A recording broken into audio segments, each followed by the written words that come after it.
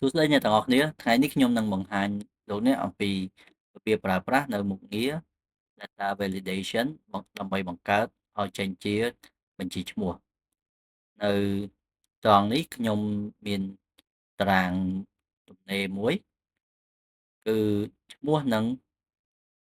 នាមនិងកូដនាមអញ្ចឹងខ្ញុំនឹងយកនាមនិងកូដនាមដែលមានស្រាប់នៅត្រង់នេះឲ្យបង្កើតចេញជាបញ្ជីឈ្មោះតែម្ដងដើម្បីបង្កើតបានគឺយើងប្រើនៅមុខងារ Data Validation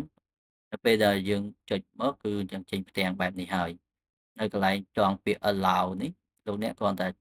select ហើយជ្រើសរើសយកពាក្យថា list បន្ទាប់មកនៅកន្លែងពាក្យថា source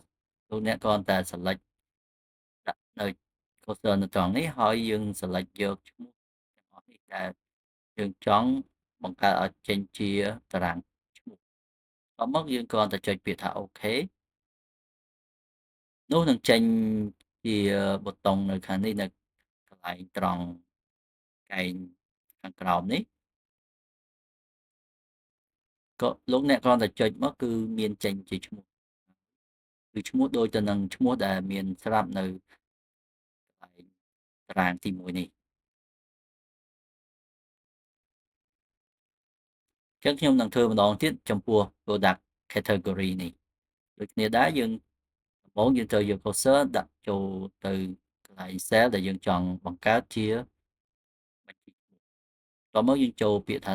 data validation បន្ទាប់មកត្រង់ពាក្យ allow ចុចយកពាក្យថា list បន្ទាប់មកកន្លែង source យើងគ្រាន់តែ click ចូល source ហ្នឹងហើយយើង select យកឈ្មោះណាដែលយើងចង់ឲ្យកើតចេញជាបញ្ជីឈ្មោះបន្ទាប់មកយើងគ្រាន់តែចុច OK គឺជាការស្រេច